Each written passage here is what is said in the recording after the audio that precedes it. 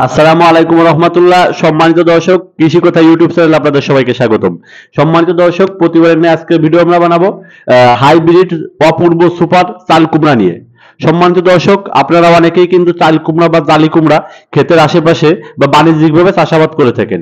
বাণিজ্যিকভাবে চাল কুমড়া বা জালি কুমড়া চাষ করার ক্ষেত্রে অবশ্যই আপনাকে কিন্তু উন্নত কোয়ালিটির বা উন্নত জাতের বীজ সংরক্ষণ না করলে বা বীজ রোপণ না করলে কিন্তু আপনি কাঙ্ক্ষিত ফলন পাবেন না এবং বাজার দরও ভালো পাবেন না।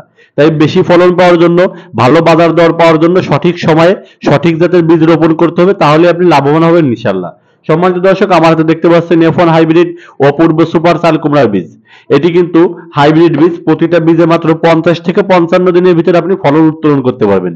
সম্মানিত দর্শক, আমাদের থেকে বীজ নিলে আমরা বাংলাদেশের যে কোনো প্রান্তে একদম টেকনাফ থেকে তেতুলিয়া ক্যাশ অন হোম ডেলিভারিতে পাঠিয়ে থাকি।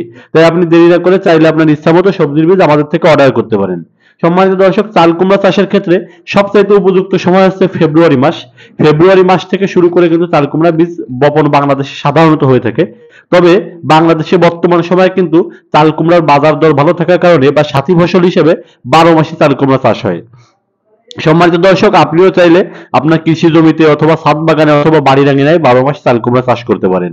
চাল কুমড়া চাষের ক্ষেত্রে যে বিষয়গুলো আপনাকে অবশ্যই লক্ষ্য রাখতে হবে, বীজগুলো উন্নত জাতের হতে হবে এবং আপনার যেন জমিতে পানি না জমে।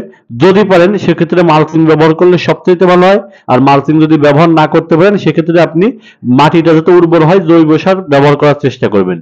সম্মানিত দর্শক, চাল কুমড়া বীজ থেকে চারা তৈরির জন্য আমাদের থেকে বীজ নিলে বিস্তারিত নিয়মকানুন লিখে দেওয়া থাকবে, তারপরেও মুখে বলে দিচ্ছি। সম্মানিত দর্শক, আপনি যদি চাল কুমড়া বীজ থেকে চারা তৈরি করতে চান সেক্ষেত্রে অবশ্যই আপনাকে বীজগুলোকে প্রথমে কিছু সময় রোদে দিতে হবে।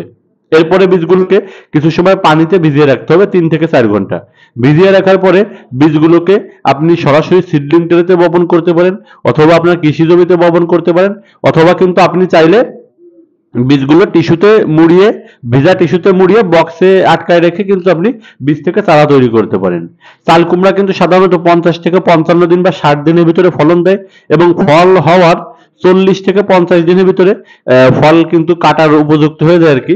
ফলের ওজন সাধারণত 400 থেকে 600 গ্রাম হলে ফলটা কেটে নেওয়া ভালো। আর যদি মুরাব্বা বা অন্য কিছু তৈরি করতে চান সেক্ষেত্রে আপনি ফলটা 120 দিন বা 130 দিন পরে কাটলে পারফেক্ট। তাই সম্মানিত দর্শক, ফুল ফল এবং যে কোনো ধরনের সবজির বীজ দিতে অথবা কৃষি পরামর্শের জন্য স্ক্রিনে দেখুন হোয়াটসঅ্যাপ নাম্বারে যোগাযোগ করতে পারেন। আমরা কিন্তু সারা বাংলাদেশে মাত্র 60 টাকা ডেলিভারি চার্জে বীজ পাঠাই থাকি। তাই আর দেরি না করে এখনই আমাদের সঙ্গে যোগাযোগ করুন এবং কৃষি কথা ইউটিউব চ্যানেলের সঙ্গে থাকুন। চ্যানেলটি সাবস্ক্রাইব করে পাশে থাকবেন। সবাই ভালো থাকবেন, সুস্থ থাকবেন। আসসালামু আলাইকুম।